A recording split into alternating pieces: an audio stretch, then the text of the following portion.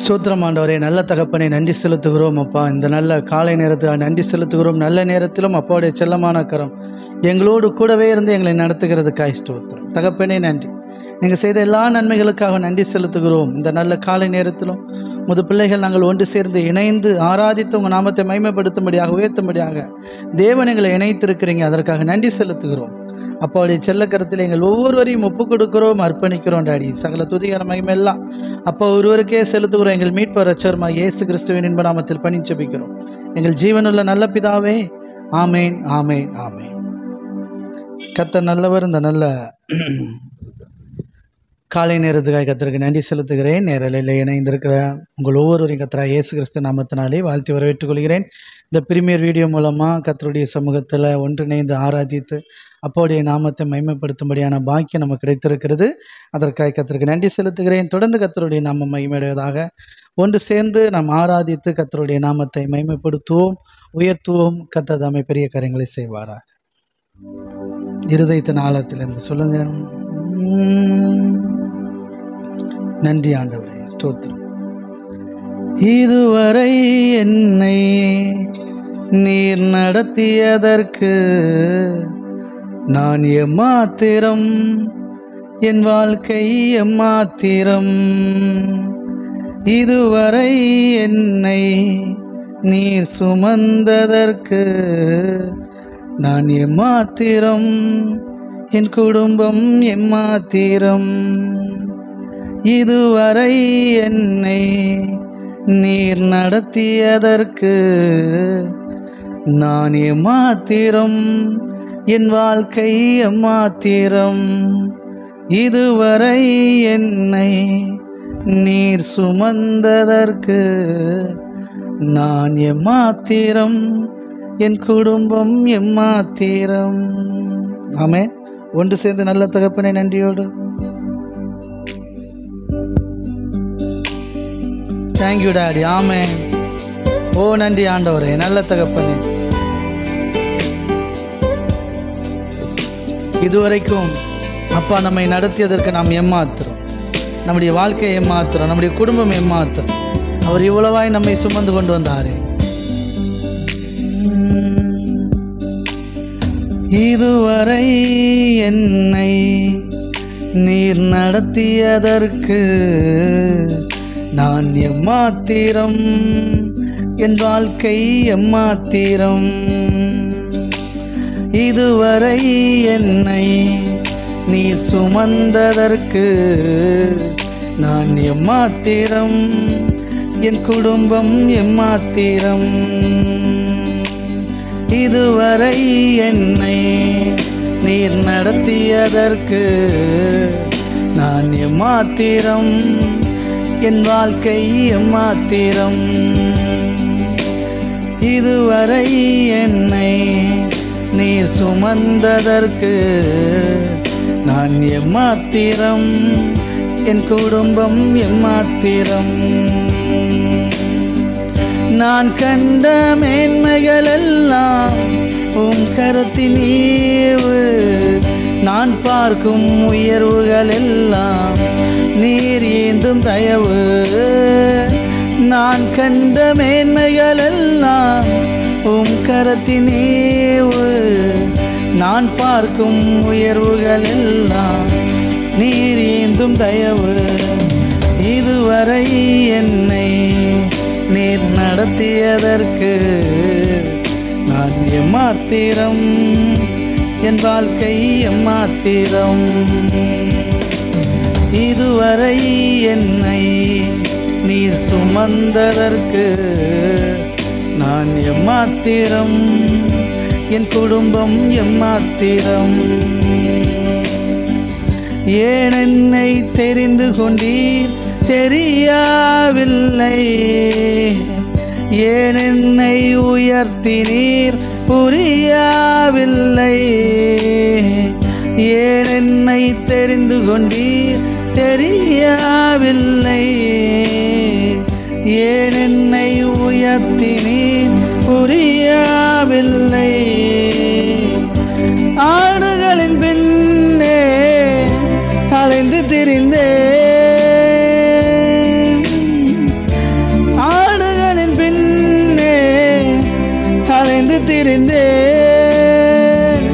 அரியணை ஏற்றும் திட்டம் நீர் தந்தே.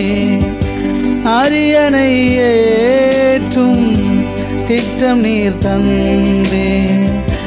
நான் கண்ட மேன்மைகளெல்லாம் உம் கரத்தினீவு.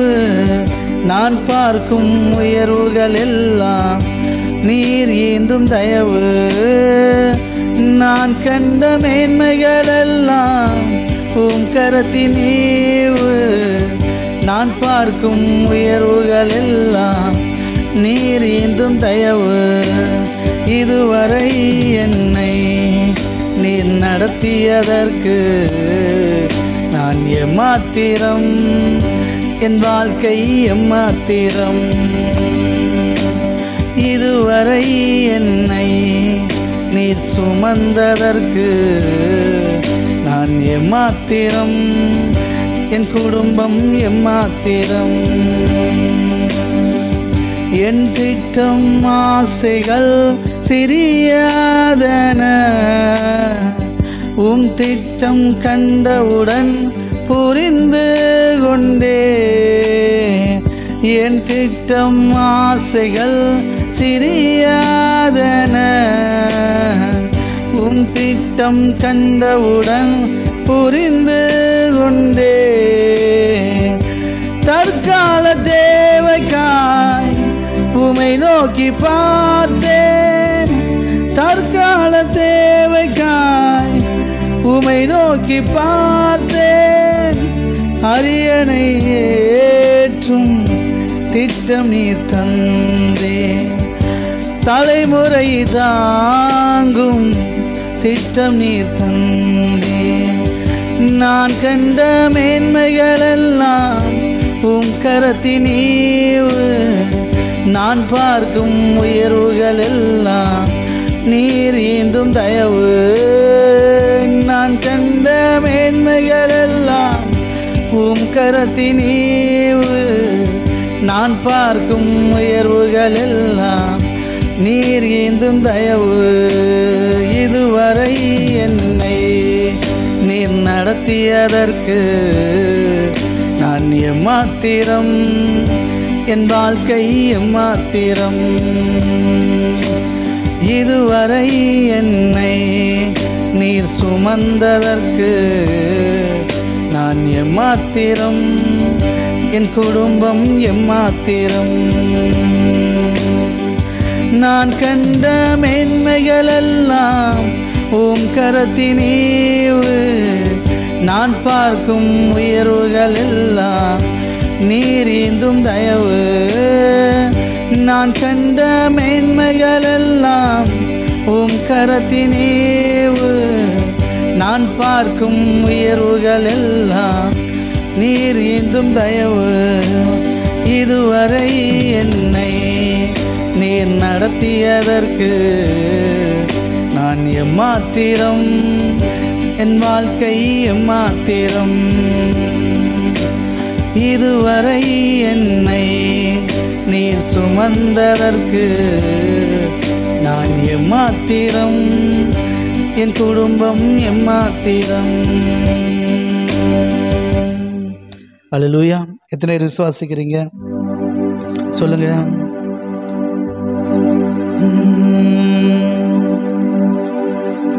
ஏன் என்னை தெரிந்து கொண்டீர் தெரியவில்லை.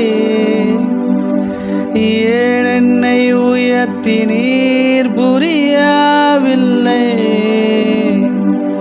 ஆடுகளின் பின்னே அலைந்து திரிந்தே.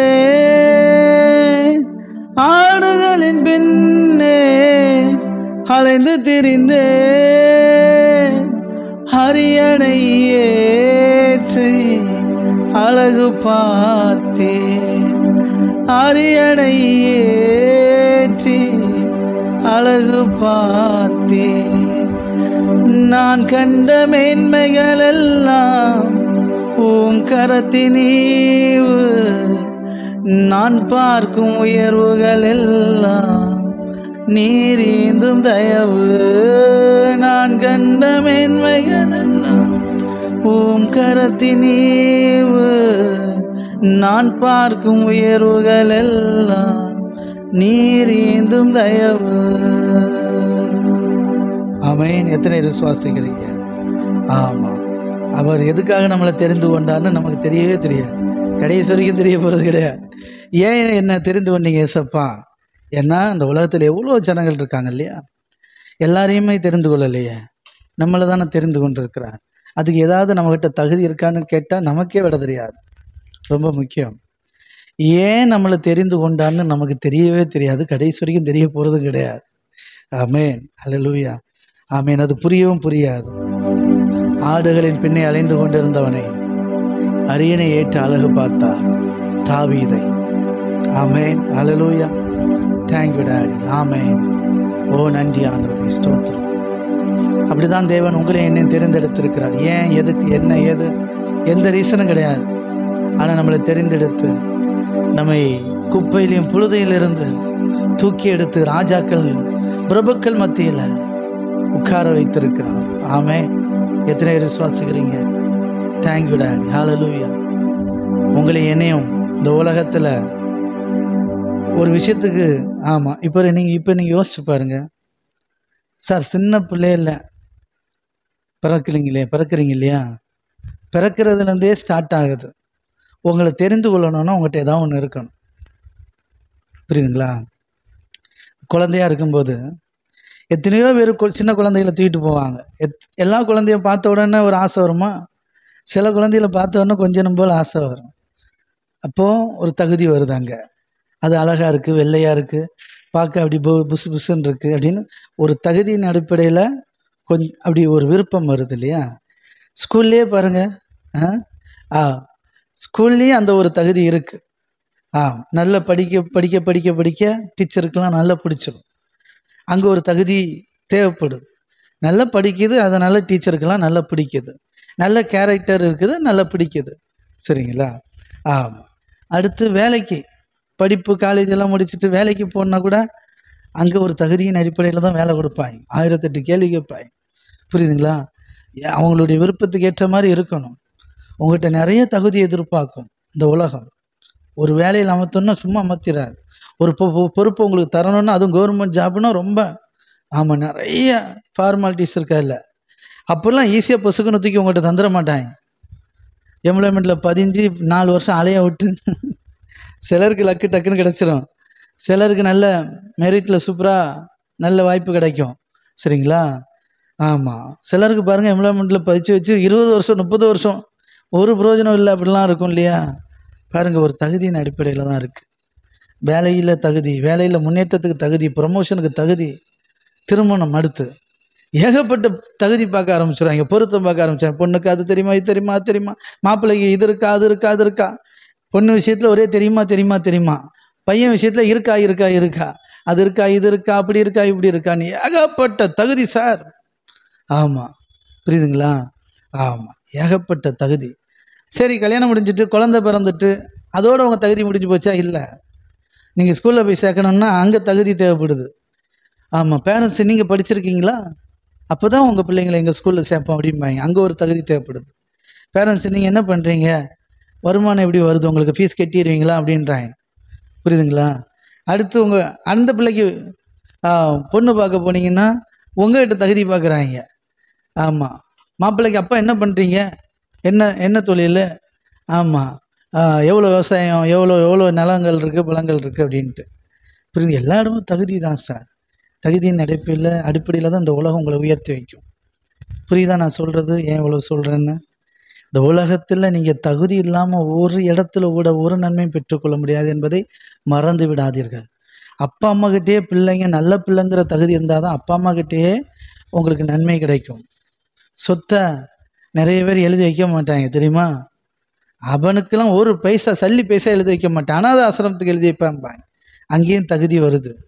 இப்படி நீங்கள் உங்கள் வாழ்க்கையில் ஒவ்வொரு நிமிஷம் ஒவ்வொரு நாளும் தகுதிகளின் அடிப்படையில் தான் இந்த உலகமே உங்களை சுற்றி இயங்கி கொண்டு இருக்கிறது. அதன் மத்தியில் தான் ஒருத்தர் உங்களை எந்த தகுதியும் இல்லாமல், எந்த தகுதியும் பார்க்காம உங்களை அழைத்திருக்கிறார், உங்களை தேர்ந்தெடுத்திருக்கிறார், உங்களை உயர்த்தி வைத்திருக்கிறார் என்பதை மறந்து விடாதீர்கள். தாவீது வாழ்ந்த நாட்களில் எவ்வளோ பேர் இருந்தபோது தாவீதை தேவன் தேர்ந்தெடுத்தார் என்றார். அது கிருபை. ஆமென். அப்படிதான் தேவன் உங்களை எண்ணி தேர்ந்தெடுத்திருக்கிறார்.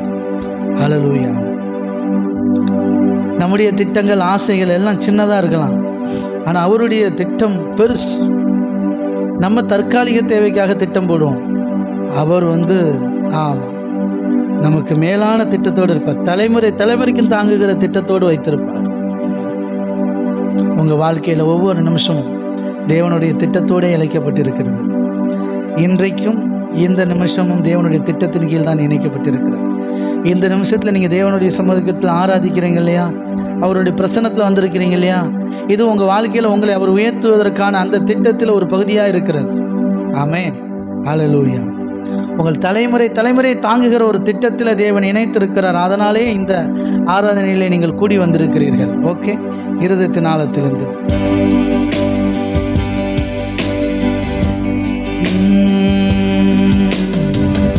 ஏன் என்னை தெரிந்து கொண்டீர் தெரியவில்லை,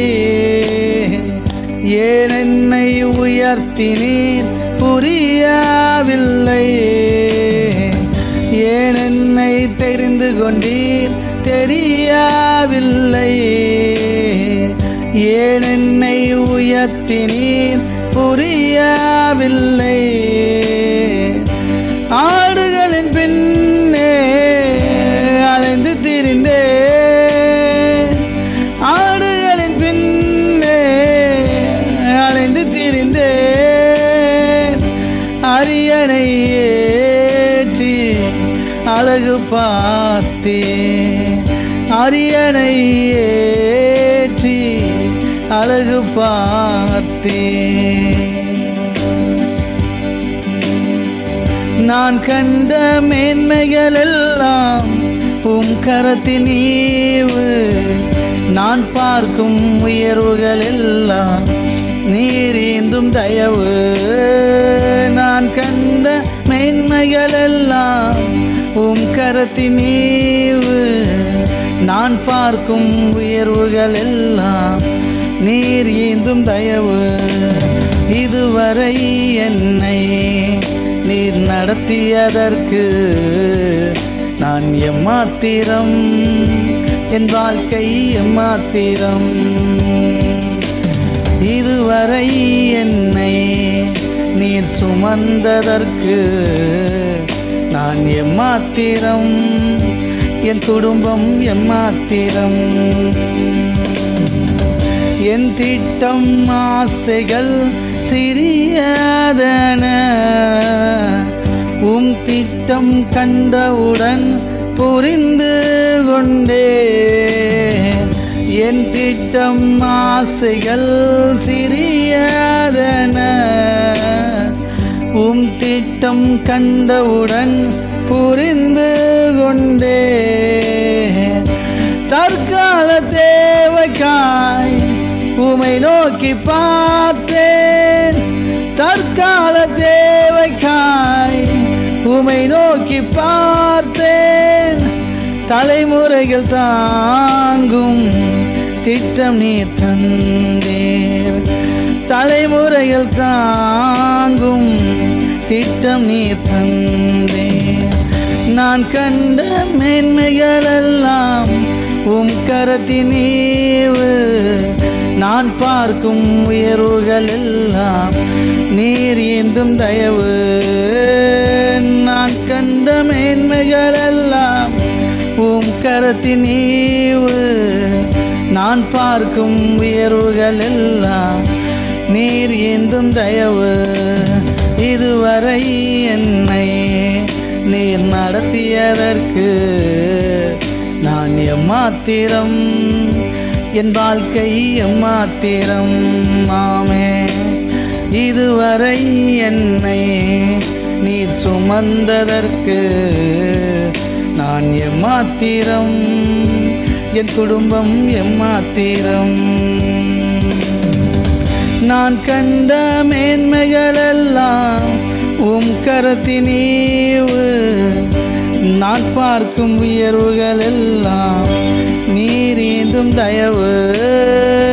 நான் கண்ட மேன்மைகள் எல்லாம் உம் கரத்தின் ஈவு, நான் பார்க்கும் உயர்வுகள் எல்லாம் நீர் ஏந்தும் தயவு.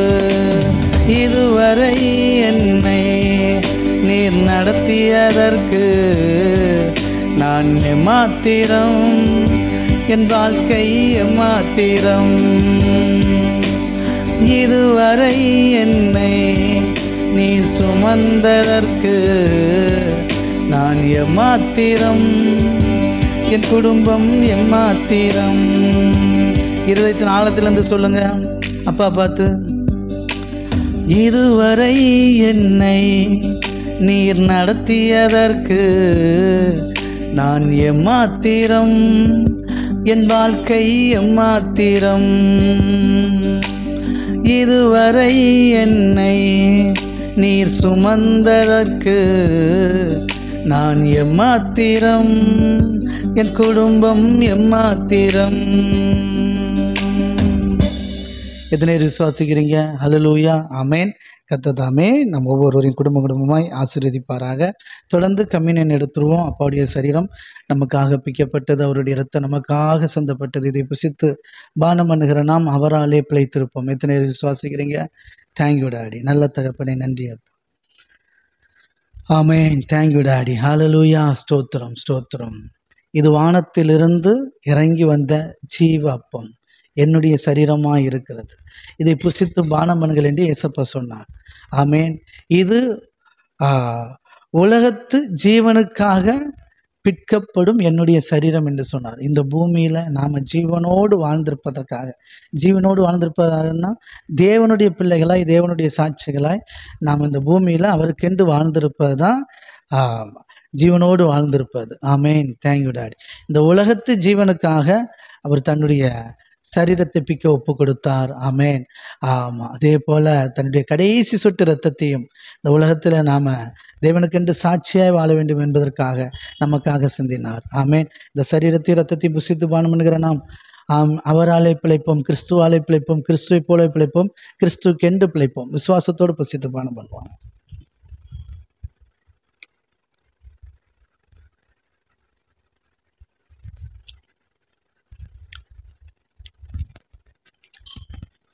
ஓகே. கர்த்தர் நல்லவர். தொடர்ந்து ஆனந்திக்கா இன்னைக்குள்ள வேத வசனத்தை வாசித்து நமக்காக ஜெபம் பண்ணுவாங்க. தொடர்ந்து நம்ம ஆராதிப்போம். தேங்க்யூ.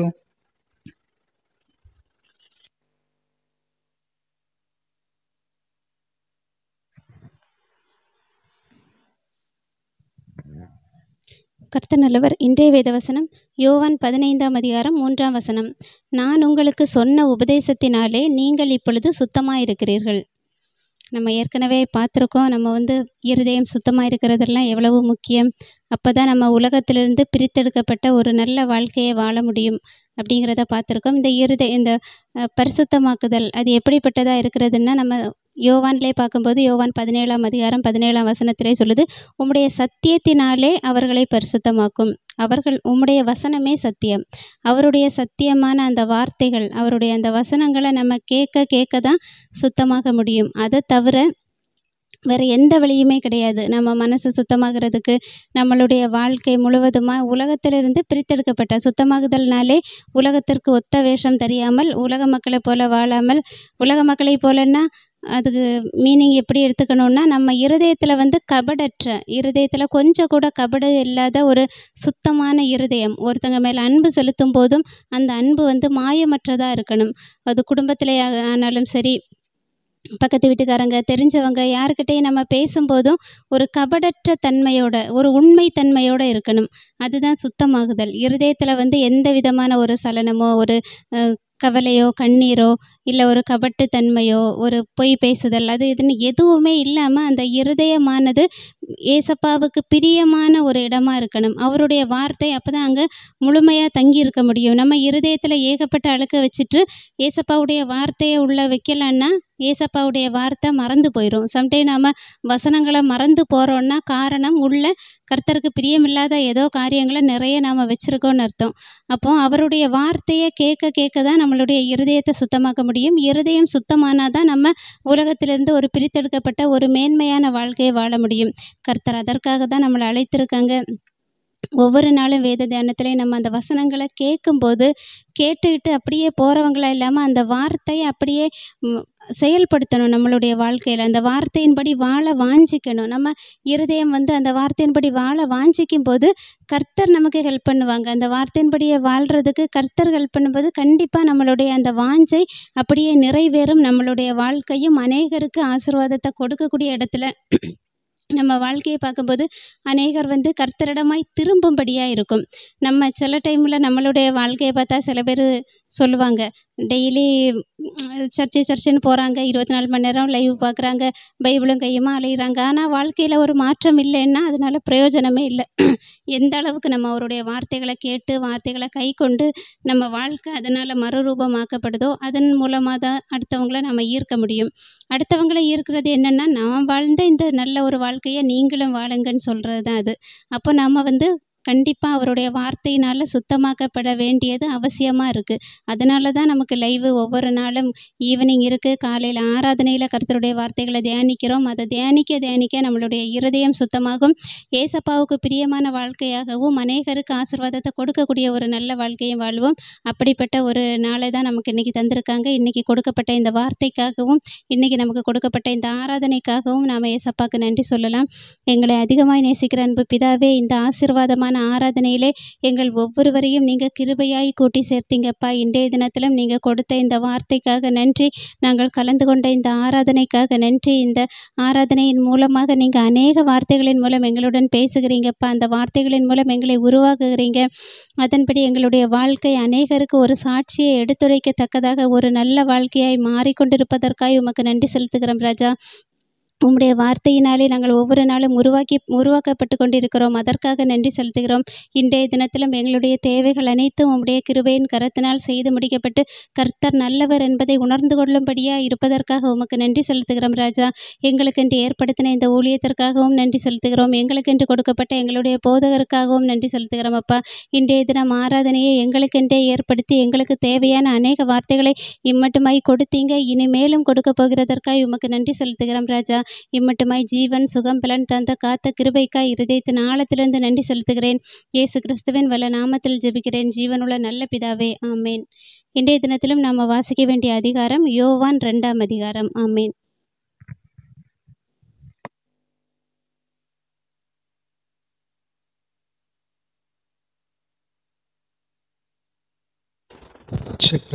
ஹல்லேலூயா. ஓகே, தொடர்ந்து கர்த்தருடைய நாமம் பெரிதாய் மகிமையடைவதாக ஒன்று சேர்ந்து ஆராதித்து கர்த்தருடைய நாமத்தை மகிமைப்படுத்துவோம் இருதயத்தின் ஆழத்திலிருந்து. Thank you daddy. நன்றி ஆண்டவரே. ஸ்தோத்திரம் ஸ்தோத்திரம் ஸ்தோத்திரம் ஸ்தோத்திரம். ஹல்லேலூயா.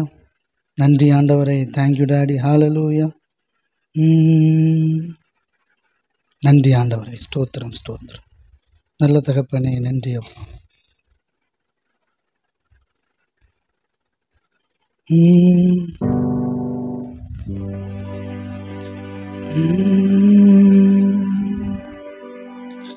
ஏன் என்னை தெரிந்து கொண்டீர் தெரியவில்லை, ஏன் என்னை உயர்த்தினீர் புரியவில்லை. ஆடுகளின் பின்னே அலைந்து பிரிந்தேன், அரியணை ஏற்றும் திட்டம் நீர் தந்தீர், அரியணை ஏற்றும் திட்டம் நீர் தந்தீர். ஆமே, ஆமாம், ஆடுகள் பின்னே அலைந்து திரிந்தவனை அரியணை ஏற்றும் திட்டம் தந்தார். ஓகே, கர்த்தர் நல்லவர். பாருங்க, தாவீது என்ன பண்ணிட்டு இருந்தாப்புல? ஆடு மேய்ச்சிட்டு இருந்தாப்புல. சரிங்களா? ஆமாம். அப்புறம் என்ன ஆனாப்புல? அரியணை ஏறிட்டாப்புல, ராஜாவாயிட்டாப்புல. சரி, கர்த்தர் நல்லவர். ஹல்லேலூயா. பாருங்க, 1 சாமுவேல் 17ஆவது அதிகாரம் படித்து பார்த்தீங்கன்னா தெரியும்.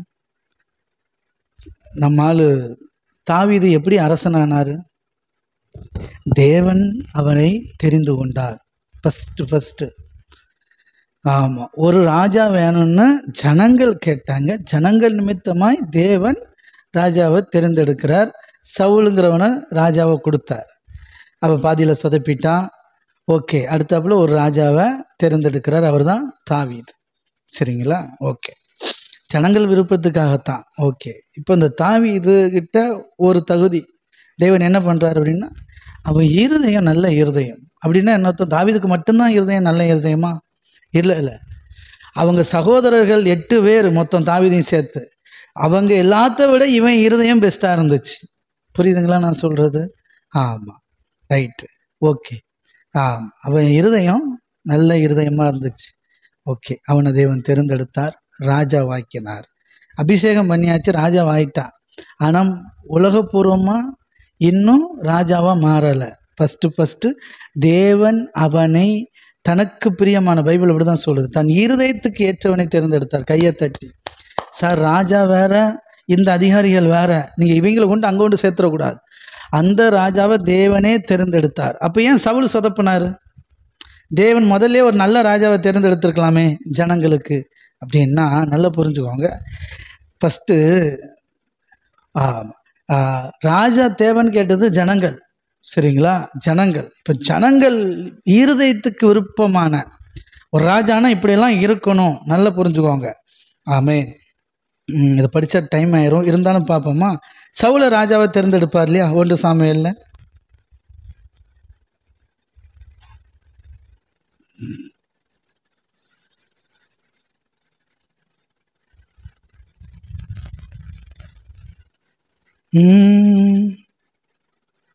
ஒன்று சாமுவேல்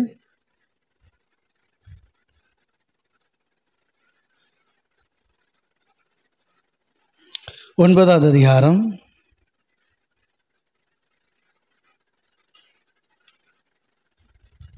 1,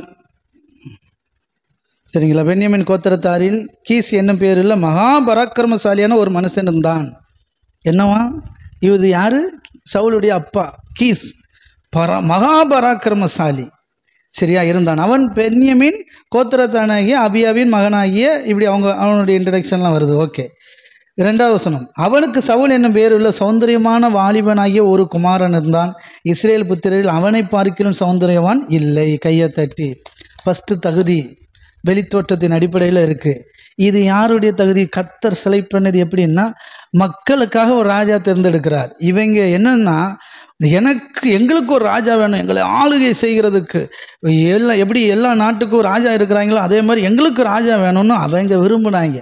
அதனால் அவங்களுடைய விருப்பத்துக்கு ஏற்றார் போல இஸ்ரவேல் கோத்திரத்திலே நல்ல கொஞ்சம் தேவனுடைய பிள்ளைகளிலே, தேவனை ஆராதிக்கிற பிள்ளைகளிலே இவனை போல ஒருத்தரும் கிடையாது. புரியுதுங்களா நான் சொல்கிறது?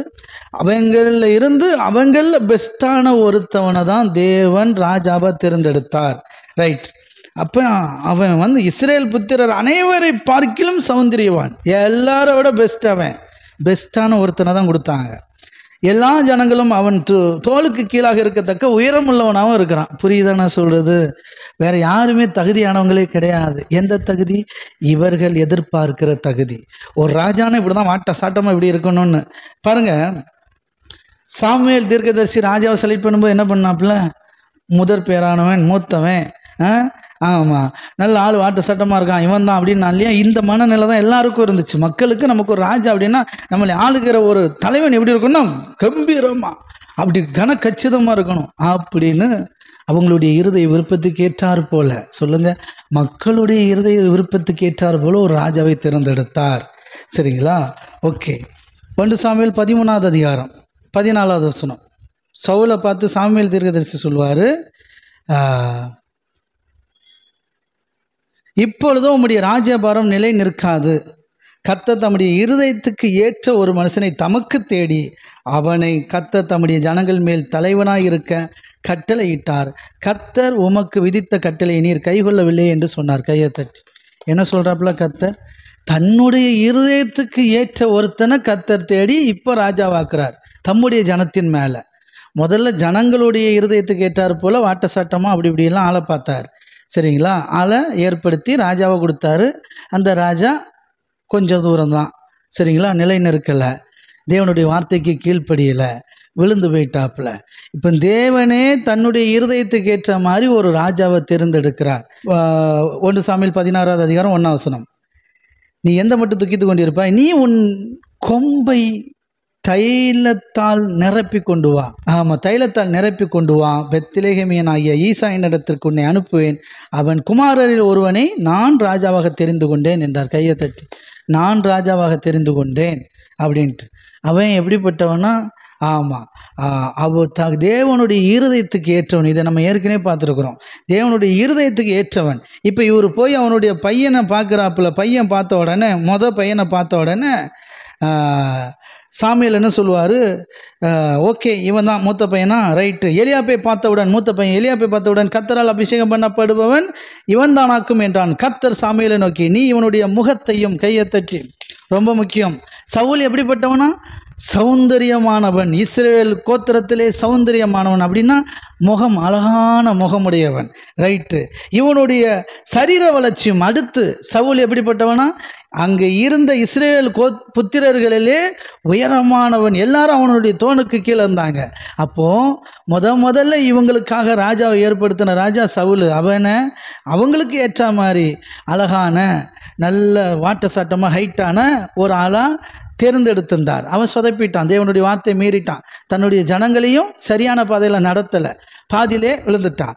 இப்போது சாமுவேல் பார்த்தோன்னே இவன் தான் மூத்தவன், இவன் கரெக்டாக இருக்கிறான், அவ்வளோ அம்சம், ராஜாவாருக்கான அம்சமும் இருக்குது, சவுல மாதிரியே இருக்கிறான் அப்படின்னு நினைக்கும் போது தான் கர்த்தர் சொல்கிறாரு, நீ இவனுடைய முகத்தையும் இவனுடைய சரீர வளர்ச்சியும் பார்க்க வேண்டாம்.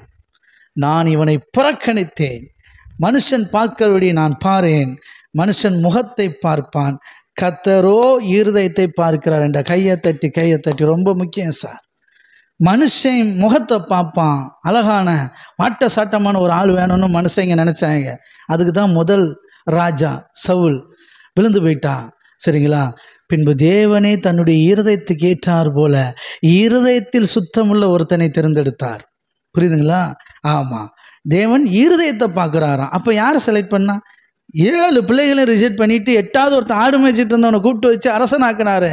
என்ன பார்த்தாரு? அவங்ககிட்ட இருதயத்தை பார்த்தார். இவங்க எல்லாரும் விட, மறுபடியும் சொல்கிறேன், அங்கே இருந்த எல்லா இஸ்ரவேல் புத்திரர்களை காட்டிலும் தாவீதின் இருதயம் உத்தமமான இருதயமாக இருந்தது. கையை தட்டி, ரொம்ப முக்கியம். ஏன் கர்த்தர் அவனை தேர்ந்தெடுத்தார்னா, எல்லாரை பார்க்கிலும் சவுல் அழகானவன், எல்லாரை பார்க்கிலும் அவன் வாட்ட சட்டமா உயரமானவன். சரிங்களா? அது எப்படியோ அப்படித்தான் எல்லாரை பார்க்கிலும் தாவீதினுடைய இருதயம் தான் பெஸ்ட் இருதயம். அவன் தான் கரெக்டாக இருக்கும் இந்த ஜனத்தை ஆளுகை செய்ய அப்படின்னு தான் அவனை கர்த்தர் செலக்ட் பண்ணி சூப்பராக அரசனாக்கினார். புரியுதுங்களா? ஆடு மேய்த்து கொண்டிருந்தவனை அரசனாக்கினார். 17வது அதிகாரத்தை படித்து பார்த்தீங்கன்னா, பெலிஸ்தியர் யுத்தம் பண்ணுகிறதுக்கு தங்கள் சேனைகளை சேர்த்து வந்துட்டாங்க. பெலிஸ்தியர்கள் யுத்தம் பண்ண. அதில் கூட்டத்தில் ஒருத்தன் யார்? காத்தூரான ஐயா. 4வது வசனத்தில் பார்த்தீங்கன்னா தெரியும். காத்தூரான ஐயா கோலியாத்து. அவன் பேருள்ள ஒரு வீரனா. அவன் யார்? வீரன், ராட்சசமாக இருக்கிறான். புரியுதுங்களா? ஆமாம், கர்த்தர் நல்லவர். அவன் பாருங்க, ஒரு வீரன் பெலிஸ்தியரின் பாளையத்திலிருந்து புறப்பட்டு நடுவே வந்து நிற்பான். அவன் உயரம் 6 முழமும் 1 ஜானுமாம். 6 முழம் 1 ஜானு. பயங்கரமான ஆள். சரிங்களா? ஆமாம், இவன் ஒத்தைக்கு ஒத்தை என் கூட போட்டி போட வாங்கடா, யாரா இருக்கிறீங்க, தகுதியான ஆட்கள் யாராவது இருக்கிறீங்களாடான்னு வரிஞ்சிக்கிட்டு நிற்கிறான். யார்? சவுல் பம்மி போயிருக்கிறார் ராஜா. வாட்ட சாட்டமாக இருந்தார் இல்லையா? மக்களுக்கெல்லாம் பிடிச்ச ராஜா இல்லையா? இருந்தார் இல்லையா? ஆமாம், ஒளிஞ்சு கிடக்கிறாப்புல. அவனை எதிர்த்து யுத்தம் பண்ணவே இல்லை சார். ஒன்று தெரியுமா? அதாவது சவுல் பார்த்து பயந்து போய் தானே உட்காந்துருந்தா. சவுல் மட்டும் இல்லை, இஸ்ரேல் படையே பயந்து போய் அமைதியாக உட்காந்துருந்தோம் இல்லையா? ஆமாம். இப்போது இந்த கோலியாத்தோடு இதுக்கு முன்னாடி சவுல் சண்டை போட்டு தோத்துட்டாரா? சண்டையே போடலை தானே. அப்புறம் என்ன பயம் சார்? இப்போ நம்ம ஒருத்தர் ஒரு இதில் ஃபெயிலியர் ஆகிட்டோன்னா பயப்படலாம். அவங்ககிட்ட சண்டை போட்டே பார்க்கல, அவன் எவ்வளோ பெரிய வீரன்னு சண்டை போட்டே பார்க்கல. ஆனாலும் அவன் மிரட்டலுக்கு பயந்துட்டு இருந்தான். ரொம்ப முக்கியம், பயப்படக்கூடாது வாழ்க்கையில். மிரட்டலுக்கு பயப்படவே கூடாது. பிசாசுடைய மிரட்டலுக்கு பயப்படக்கூடாது. தந்திரத்து பயப்படவே கூடாது சார். எதுக்கும் பயப்படக்கூடாது. பண தேவைக்கு எதுக்குமே பயப்படக்கூடாது. தைரியமாக இருக்கணும். தாவீதுகிட்ட தான் இருந்துச்சு. தாவீது தேவ ஆவியை பெற்றிருந்தான். ரொம்ப முக்கியம். தேவனால் அபிஷேகம் பண்ணப்பட்டிருந்தான். தேவனுடைய ஆவியை பெற்றிருந்தான். அவன் தான் ஒரிஜினல் ராஜா. அதனால் அந்த ராஜா ஹார்ட் அவனுக்கு இருந்துச்சு. அதனால தான் கோலியாத்தை சவுல் பார்க்குற மாதிரி அவன் பார்க்கல. இந்த நல்ல காலை நேரத்தில் உங்களுக்கு ஒன்று சொல்கிறேன். நீங்கள் தேவனால் அபிஷேகம் பண்ணப்பட்ட தேவனுடைய ஆவியை பெற்றிருக்கிற பிள்ளைகள் இந்த உலகத்தார் பிசாசை பார்க்குற மாதிரி, எதிரியை பார்க்குற மாதிரி, வாழ்க்கையினுடைய பிரச்சனையை பார்க்குற மாதிரி நீங்கள் பார்க்கக்கூடாது. ஆமாம், உலகத்தான் ஒரு மாதிரி பார்ப்பான். நீங்கள் ஜெயிக்கிற மனநிலையோடு தான் பார்க்கணும். நீங்கள் பயத்தோடே பார்க்கக்கூடாது, தோல்வி பயத்தோடே பார்க்கக்கூடாது. நீங்கள் ஜெயிக்கிற மனப்பான்மையோடு தான் பார்க்கணும். கர்த்தர் உங்களை இதுவரைக்கும் விடுவித்தவர் இதிலிருந்து விடுவிப்பார். ஆடு ஒரு முறை சிங்கத்தின் வாய்க்கும் கரடி வாய்க்கும் தப்புவித்த தேவன் என்னை இந்த நாய்க்கும் தப்புவிப்பார்ன்ட்டான் தாவீது. துணிச்சலாக சொல்லிட்டான். இவன் யார்? ஒரே அடியாக அடித்து நான் காலி பண்ணுறேன் ராஜா அப்படின்ட்டான். யுத்த ட்ரெஸ்லாம் வேண்டாம், நான் சும்மாவே போகிறேன் அப்படின்னு போய் அடித்து காலி பண்ணான். அவ்வளோ தைரியம் சார். சொல்லுங்கள், எப்படி வந்துச்சு இந்த தைரியம்?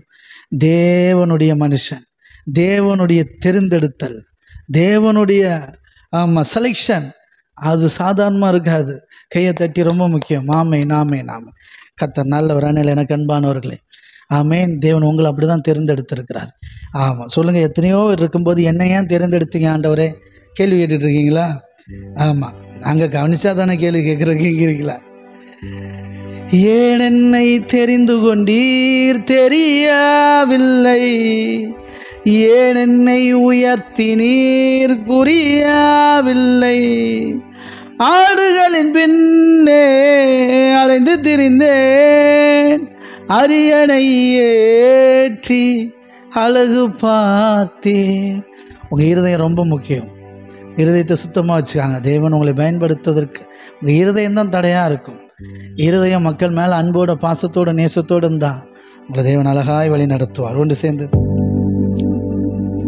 ஓ தேங்க்யூ டாடி.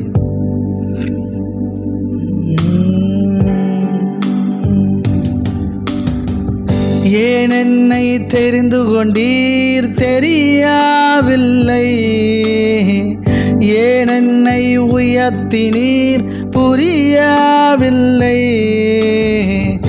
ஏன் என்னை தெரிந்து கொண்டீர் தெரியவில்லை, ஏன் என்னை உயர்த்தினீர் புரியவில்லை, ஆடுகளின் பின்னே அலைந்து திரிந்தேன், ஆடுகளின் பின்னே அலைந்து திரிந்தேன், அரியணை ஏற்றும் திட்டம் நீர் தந்தேன், அரியணை ஏற்றும் திட்டம் நீர் தந்தேன், நான் கண்ட மேன்மைகள் எல்லாம் உம் கரத்தின் ஈவு, நான் பார்க்கும் உயர்வுகள் எல்லாம் நீர் ஈந்தும் தயவு, நான் கண்ட மேன்மைகள் எல்லாம் உம் கரத்தின் ஈவு, நான் பார்க்கும் உயர்வுகள் எல்லாம் நீர் ஈந்தும் தயவு, இதுவரை என்னை நீர் நடத்தியதற்கு நான் எம்மாத்திரம், என் வாழ்க்கை எம்மாத்திரம், இதுவரை என்னை நீர் சுமந்ததற்கு நான் எம்மாத்திரம், என் குடும்பம் எம்மாத்திரம், எத்தனை மனிதர்கள் பார்த்தேனையா, ஒருவரும் உம்மை போல இல்லையா, எத்தனை மனிதர்கள் பார்த்தேனையா,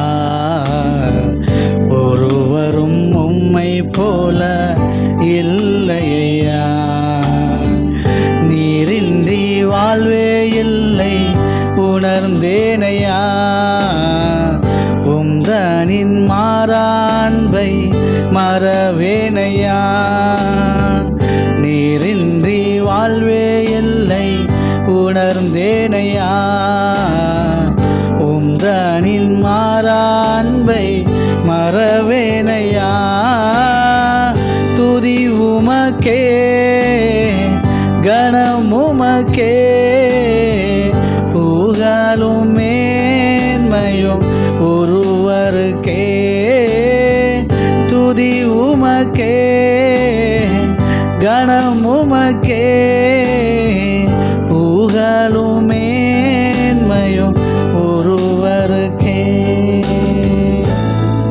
இருதயத்தின் ஆழத்திலிருந்து என் மனம் ஆழம் என்ன நீர் அறிவீர்.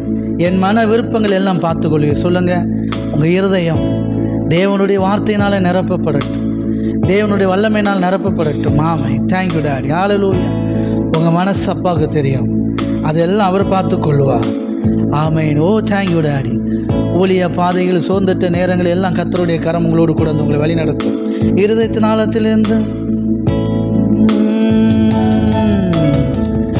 என் மனம் ஆழம் என்ன நீர் அறிவே, என் மன விருப்பங்கள் பார்த்து கொள்வே. என் மனம் ஆழம் என்ன நீர் அறிவே, என் மன விருப்பங்கள் பார்த்து கொள்வே. ஊழிய பாதைகளில் உடன் வருவே, சோர்ந்திட்ட நேரங்களில் பலன் தருவே. ஊழிய பாதைகளில் உடன் வருவே, சோர்ந்திட்ட நேரங்களில் பலன் தருவீர். துதி உமக்கே, கணம் உமக்கே, புகழும் மேன்மையும் ஒருவருக்கே. துதி உமக்கே, கணம் உமக்கே, புகழும் மேன்மையும் ஒருவருக்கே. நல்லவரே என் இயேசுவே, நான் பாடும் பாடலின் காரணரே. நல்லவரே என் இயேசுவே, நான் பாடும் பாடலின் காரணரே. நன்மைகள் எதிர்பார்த்து உதவாதவர், பிள்ளையாம் என்னை என்றும் மறவாதவர். நன்மைகள் எதிர்பார்த்து உதவாதவர், பிள்ளையாம் என்னை என்றும் மறவாதவர். துதி உமக்கே, கணம் உமக்கே, புகழும் மேன்மையும் ஒருவருக்கே. துதி உமக்கே, கணம் உமக்கே, புகழும் மேன்மையும் ஒருவருக்கே. உமக்கே துதி, உமக்கே கணம், உமக்கே புகழ். என் இயேசுவே உமக்கே துதி, உமக்கே கணம், உமக்கே புகழ். என் இயேசுவே.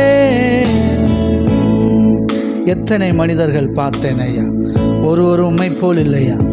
இந்த உலகத்தில் நீங்கள் ஒரு உயர்வுக்கு வரணும்னா இந்த சமுதாயம், உங்களை சுற்றி இருக்கிற மக்கள், உங்கள் குடும்பத்தார் கூட உங்களிடம் ஒரு தகுதியை எதிர்பார்ப்பார்கள். ஆமென். ஏசப்பா எந்த ஒரு தகுதியும் உங்கள்கிட்ட எதிர்பார்க்காம உங்கள் மனசு மட்டும்தான், உங்கள் இருதயம் மட்டும்தான். ஆமென். ஹல்லேலூயா. அதுவும் எதுக்கு? உங்களை பயன்படுத்துறதுக்கு.